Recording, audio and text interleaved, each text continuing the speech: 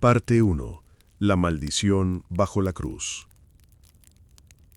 ¿Qué pasaría si la orden más venerada de caballeros santos en la historia nunca hubiese nacido para servir al cielo, sino para contener algo mucho más antiguo y más aterrador que la propia ira de Dios? ¿Y si el Santo Grial no fuera un símbolo de salvación, sino una prisión de blasfemia?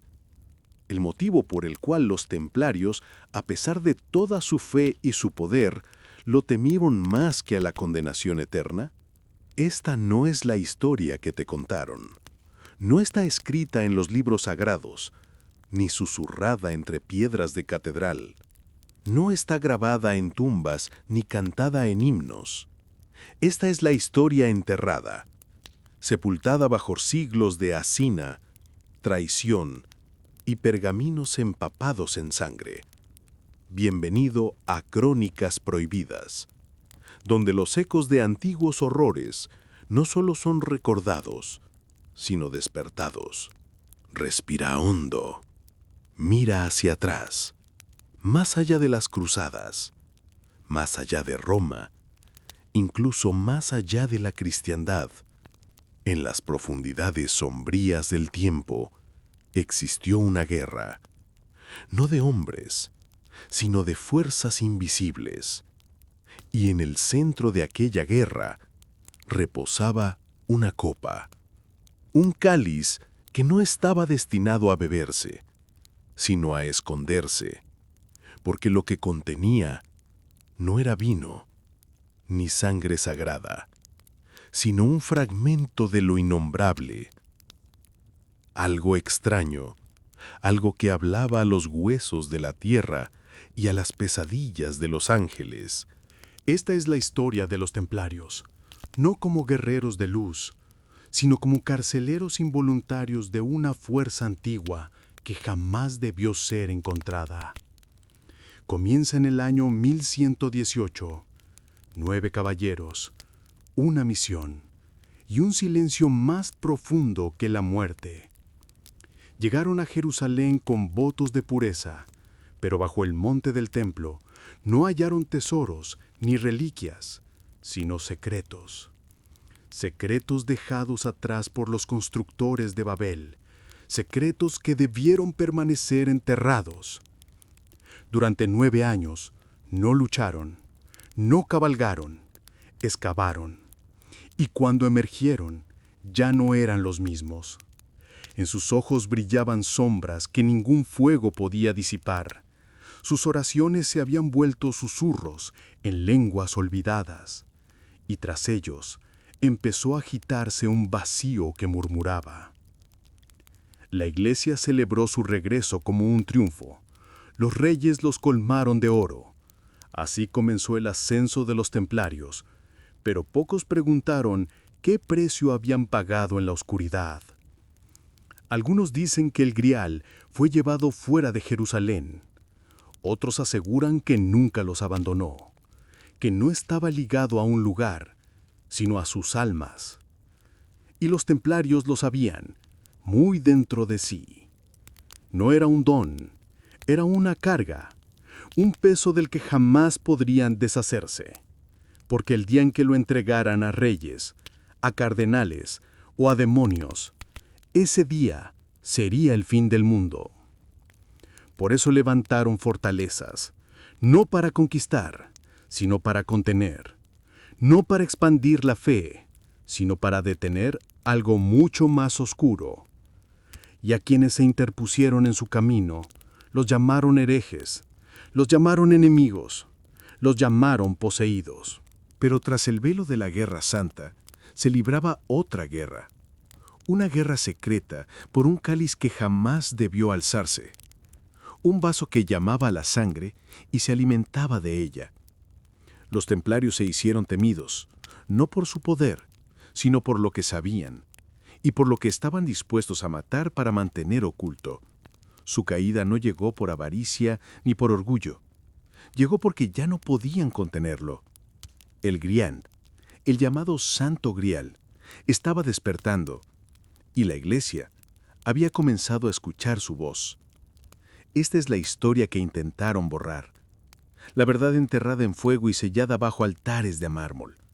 Pero la verdad, como los dioses antiguos, nunca muere.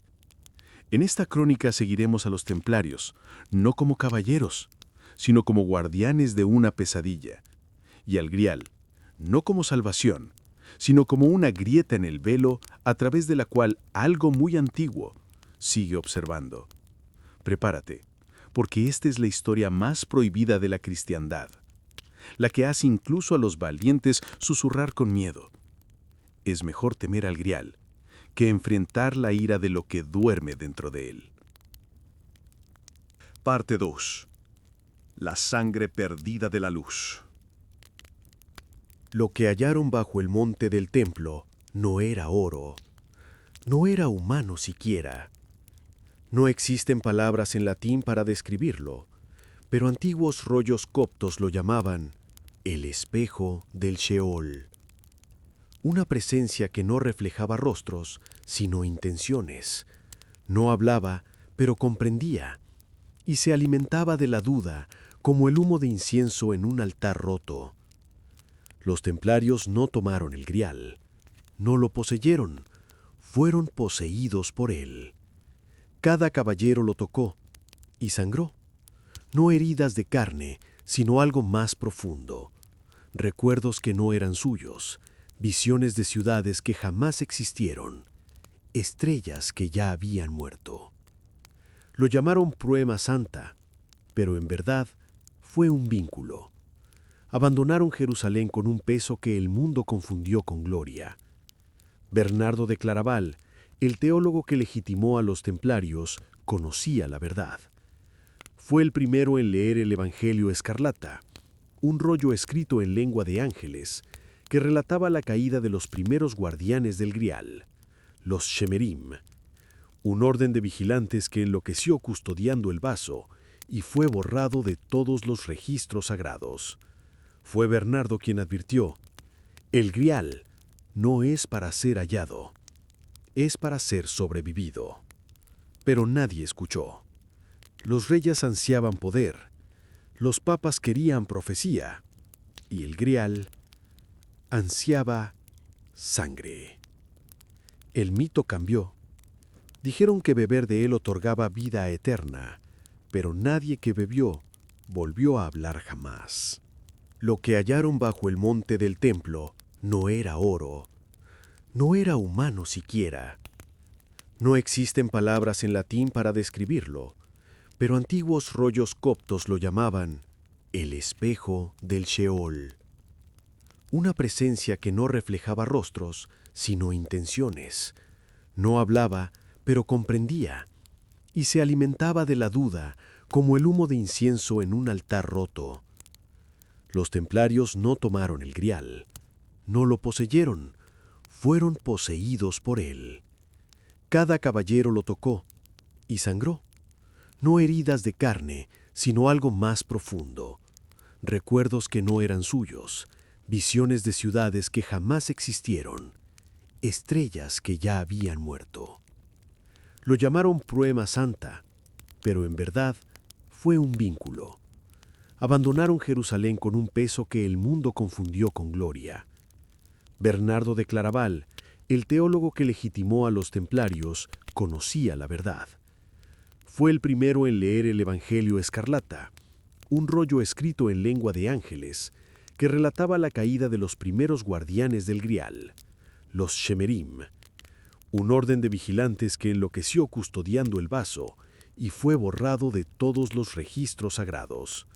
Fue Bernardo quien advirtió: el Grial no es para ser hallado, es para ser sobrevivido. Pero nadie escuchó. Los reyes ansiaban poder, los papas querían profecía, y el Grial ansiaba sangre. El mito cambió. Dijeron que beber de él otorgaba vida eterna, pero nadie que bebió volvió a... Los templarios lo entendieron. No temían por falta de fe, temían porque habían visto demasiado. La ira de Dios podían soportarla, pero la voluntad del Grial era más antigua que Dios. un hambre sin moralidad, una voz sin misericordia.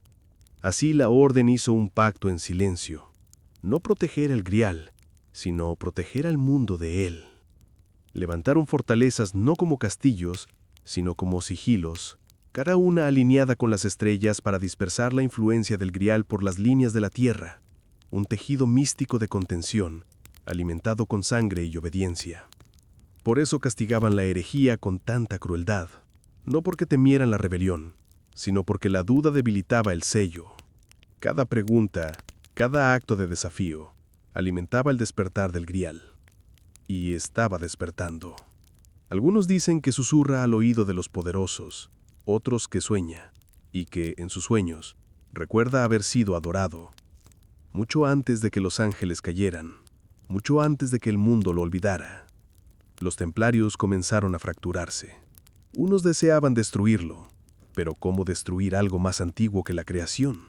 Otros empezaron a venerarlo, y se convirtieron en los primeros cultos de sangre, disfrazados de caballeros. Y en medio quedaron aquellos que simplemente soportaban, no por piedad, sino porque no había otra elección. Se dice que Hux de Pains murió de rodillas, no en oración, sino en disculpa. El Grial había escogido a otro, y los templarios habían fallado. Pero la Iglesia, ciega al silencio entre las Escrituras, elevó el Grial como salvación, lo convirtió en mito, y volvió a abrir la puerta. El temor de los templarios no era superstición, era memoria. El Grial no es santo, es vacío, una herida abierta por los dioses, y mientras más profundo miras en él, más ves tu propia condenación. Parte 3. La cruz serpiente.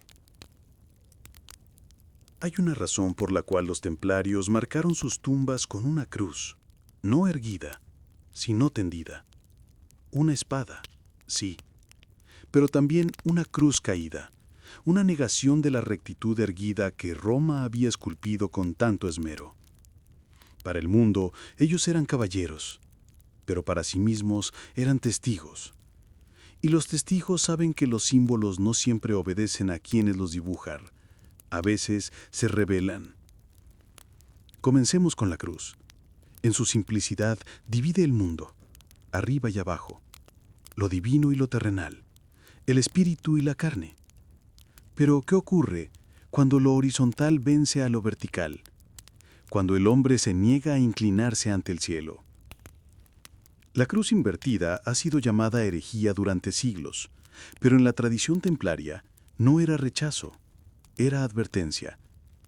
No significaba negamos a Cristo, sino hemos visto lo que ocurre cuando el hombre cree que él mismo es Cristo. Y luego, la serpiente, temida en Edén, adorada en Egipto, dadora de inmortalidad a los dioses sumerios, susurrante de secretos a los profetas del desierto. La Iglesia vio un demonio en sus giros, pero los templarios vieron un espejo. La serpiente tienta, pero solo tienta a quienes ya tienen hambre. Enroscada en torno al cáliz, la serpiente no era maldad, era eternidad doblada sobre sí misma, Ouroboros. Un símbolo no de muerte, sino de la herida que se alimenta de sí misma para sobrevivir, así como el Grial se alimenta de la creencia, y la creencia se alimenta del miedo. Después, la sangre, el supuesto néctar de la vida, la esencia de los pactos, la que mancha escrituras, se acumula en altares y gotea de los labios de ángeles y demonios por igual. Los templarios lo sabían demasiado bien. No bebían sangre como sacramento. Se desangraban a sí mismos, en silencio, con intención. Un rito de liberación, no de consumo. Porque el Grial no otorga, exige. No pide vino, no pide carne. Pide significado. Y el significado siempre nace del sacrificio. Estos símbolos, la cruz, la serpiente, la sangre, no son meras imágenes, son contratos. Y los contratos, una vez firmados con fe, no mueren. Cuando los templarios levantaban sus fortalezas, grababan estos signos en la piedra, pero nunca para los ojos del pueblo. La serpiente escondida en los cimientos, la cruz invertida detrás del altar, el sigilo de sangre bajo el suelo. Cada uno un candado, cada uno un recordatorio, no de lo que adoraban, sino de lo que contenían. Con los siglos, Roma borró estos símbolos de los registros, los llamó heréticos, quemó a quienes los recordaban, pero los símbolos son pacientes. Incluso olvidados por la lengua, viven en gestos, en temores, en sueños que regresan noche tras noche. Carl Jung escribió una vez: el inconsciente está estructurado como un lenguaje.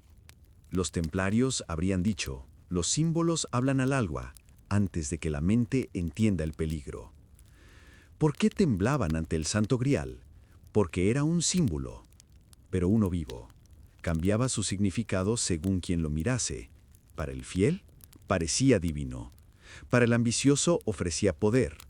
Para el vacío, no mostraba nada. Y en esa nada, unos se quebraban, otros se convertían en algo distinto. Un caballero escribió en un rollo oculto en Provenza: no temíamos que nos matara, temíamos que nos nombrara. Porque los símbolos no solo decoran, definen. Y una vez definido, ya no eres libre. Los templarios, a pesar de su acero y su armadura, no eran protectores, eran prisioneros. Prisioneros de un sistema de significados, del cual no podían escapar. Así, se volvieron hacia adentro, sus rituales más silenciosos, sus oraciones más crípticas, sus símbolos más torcidos, no por herejía, sino por desesperación. Porque ¿cómo advertir al mundo de algo en lo que se niega a creer? Lo entierras en un símbolo, uno que solo los despiertos pueden temer. Parte 4. La sombra que habla.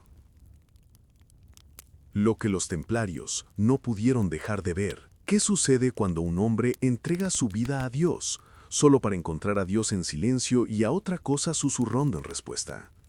Lo llamaban fe. Entrenaron sus cuerpos, sus voluntades, sus nombres, hasta que no quedaba nada más que servicio. Pero en las cavernas bajo Jerusalén, donde la luz no alcanzaba, donde el polvo aún tenía el sabor de Babel, hallaron un silencio tan profundo, tan antiguo, que parecía estar escuchando mucho antes de que el hombre aprendiera a hablar. Y en ese silencio cambiaron. Rezaban todavía, se arrodillaban, confesaban, pero algo se había quebrado dentro de ellos. Una grieta fina, invisible al principio. No herejía, no rebelión, solo duda. ¿Por qué este cáliz nunca fue mencionado por los profetas? ¿Por qué duerme cuando dormimos junto a él? ¿Por qué conoce nuestros nombres antes de que los pronunciemos? Eran preguntas que un buen caballero no debía hacer, pero ellos las hicieron, en secreto, en cámaras nocturnas, entre juramentos susurrados y palmas sangrantes. Comenzaron a verse entre sí, no como santos hermanos, sino como espejos, cada uno reflejando el mismo terror que no se atrevía a nombrar. No era pecado, no era condena, era reconocimiento. El Grial ya no estaba fuera de ellos, se había movido hacia adentro, a los sueños, a la memoria, al lenguaje del alma. Un caballero confesó: me habló como una madre habla a su hijo, pero sin amor, solo conocimiento. Y el conocimiento es más frío que el infierno. Ese fue el punto de quiebre, no cuando cayeron, sino cuando comprendieron que nunca se suponía que ascendieran. Eran herramientas, no de Dios, no de Satán, sino de una tercera fuerza más antigua que la moral, más fría que la justicia, más hambrienta que la guerra. Una fuerza que entendía el significado mejor que los ángeles mismos. ¿Qué tal si no era maldad? ¿Qué tal si era la verdad desnuda, sin bendición, implacable? Y entonces los templarios se fracturaron, no su orden, ellos mismos. Algunos endurecieron, se hicieron fanáticos, asesinaron a quienes hacían demasiadas preguntas. Otros vagaban por la tierra santa de noche, descalzos, sangrando, entonando palabras en lenguas desconocidas, como si intentaran dar un nombre al susurro que llevaban dentro, pero ningún nombre llegó, solo silencio. Y en el silencio una pregunta: ¿quién eres sin tu armadura?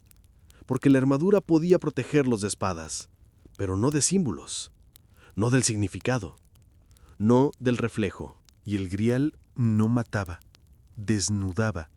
No temían la muerte, temían la identidad, el peso insoportable de descubrir que no eran elegidos, solo usados. Por eso temían al grial, no porque estuviera maldito, sino porque era honesto. Y la honestidad, para quienes construyeron sus almas sobre luz prestada, es el fuego más cruel. La sombra comenzó a hablar, no en voz, sino en sueños, en símbolos repetidos demasiadas veces, en sangre que fluía sin herida. Se volvieron extraños entre ellos y, peor aún, extraños ante sí mismos. El orgulloso caballero que alguna vez se creyó seguro de su salvación, miró sus propios ojos y vio un trono vacío. Ni Dios ni diablo, solo función. Una pieza de un diseño eterno, sin autor, solo movimiento. Cuando la iglesia los acusó de herejía, ya estaban ardiendo por dentro. Las llamas fueron solo un formalismo, porque lo que muere en la hoguera ya era ceniza en el alma. Parte 5. El espejo y la llama. Si el grial muestra la verdad, ¿vale la pena conservarla? Hay una razón por la que los templarios no guardaban espejos en las cámaras donde sangraban, no porque temieran la vanidad, sino porque temían la claridad. El grial nunca fue un cáliz, no en verdad, era un espejo, y como todo espejo sagrado, no mostraba lo que parecías, mostraba lo que creías, y a veces, esa creencia era más monstruosa que el pecado. Un caballero susurró una vez, temblando antes del amanecer, vi mi fe y tenía dientes, porque el grial no concede salvación, no sana, no perdona, refleja. Y en su reflejo la verdad deja de ser santa, se vuelve desnuda, fría, implacable. Después llega la llama, no de juicio, no de ira, sino de deshacer. Porque una vez que has visto tu fe despojada, ¿cómo volver a arrodillarte? ¿Cómo rezar sabiendo que el silencio al que hablas no tiene voz, solo reflejo?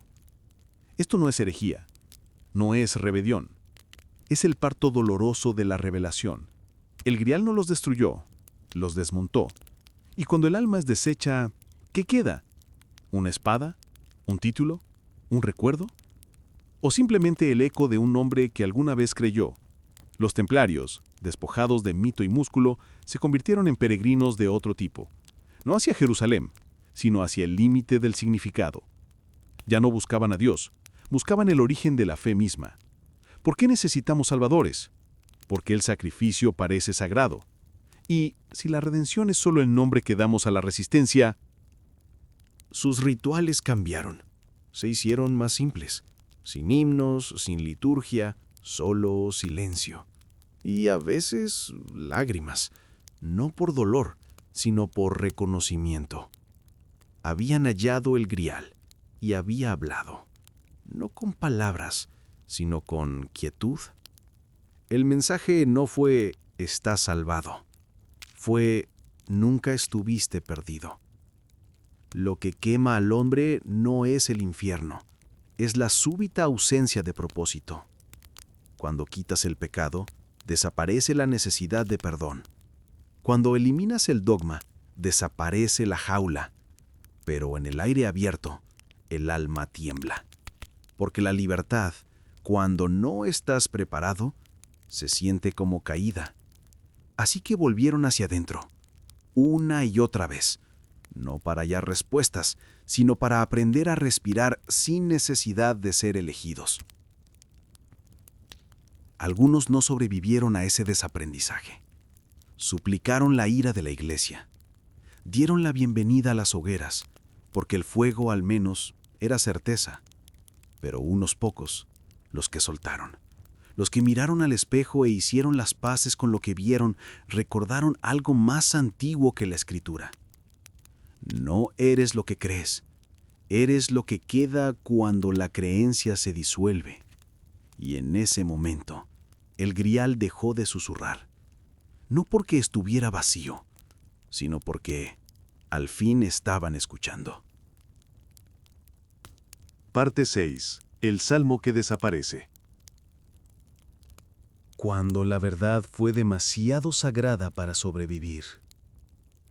Hubo una vez un salmo tan sagrado que ninguna lengua se atrevió a cantarlo en voz alta.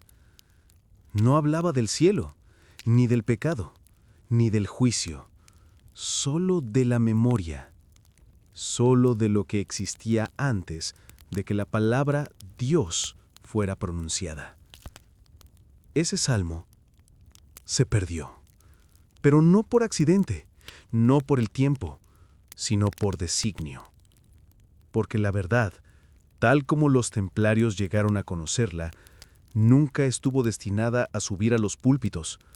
Era demasiado quieta, demasiado afilada, demasiado viva. No podía ser enjaulada en versos. Y entonces, la iglesia la reescribió, como un escriba raspando el pergamino. Borraron la divinidad hasta que encajara en su geometría. El Santo Grial una vez fue parábola de liberación, de conocer lo divino, no como rey, sino como espejo.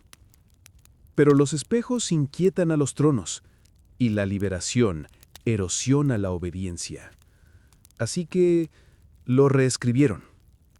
El cáliz se volvió objeto, la sangre, moneda, y los templarios fueron convertidos en guardianes, no en buscadores. Guarden el grial, les dijeron, pero jamás lo miren por dentro, porque mirar dentro era ver lo que había sido enterrado, no en la tierra, sino en la doctrina. Existen pergaminos nunca canonizados, sellados en cera y en miedo.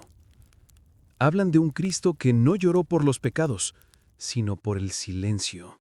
Un Mesías que bebió profundamente del grial y dijo solamente, «Eres lo que recuerdas». Esa memoria, ese eco prohibido, fue lo que cargaron los templarios. No oro, no reliquias, sino una canción demasiado sagrada para ser cantada. Y por eso se volvieron peligrosos, no para reyes, sino para narrativas.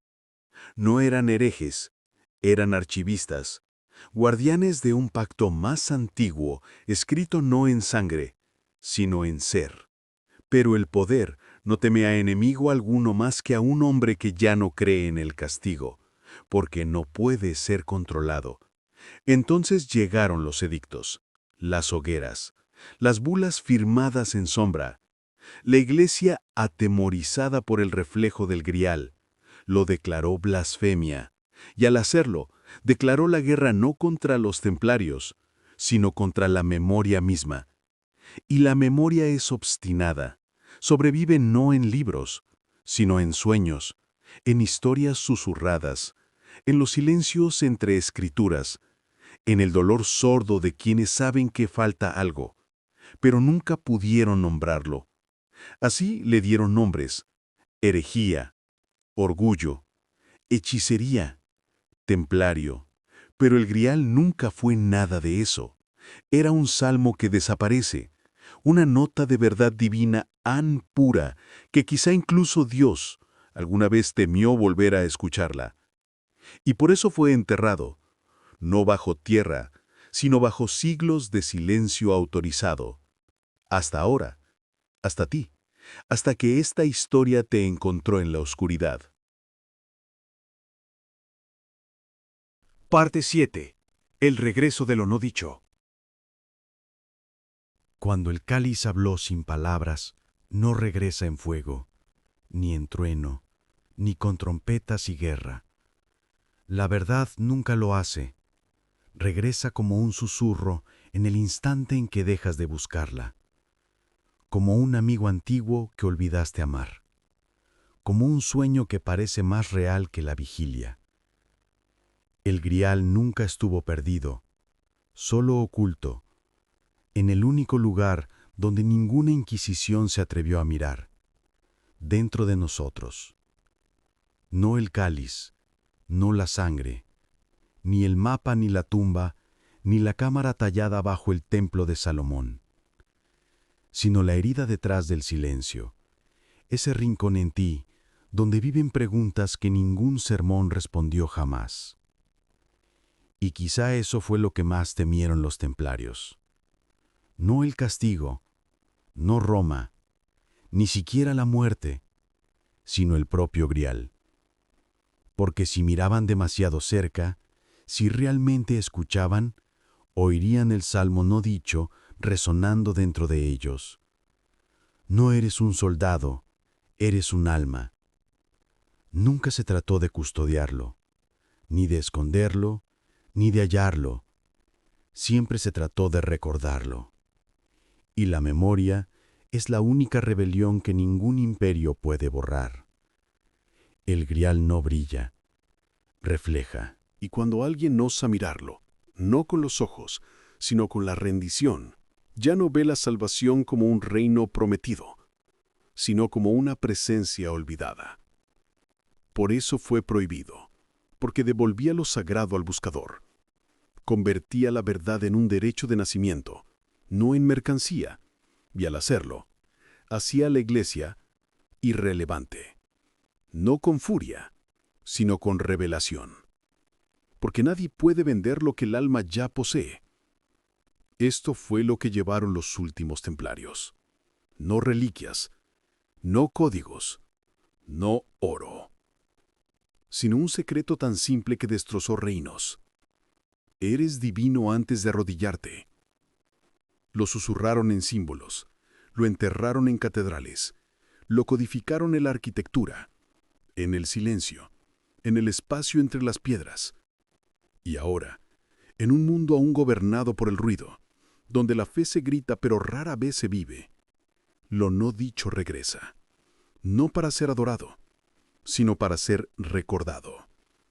Quizá esta historia no te encontraste por accidente.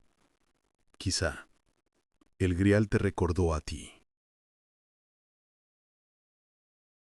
Parte 8. Ecos en lo prohibido. Donde el silencio habla más fuerte que la escritura.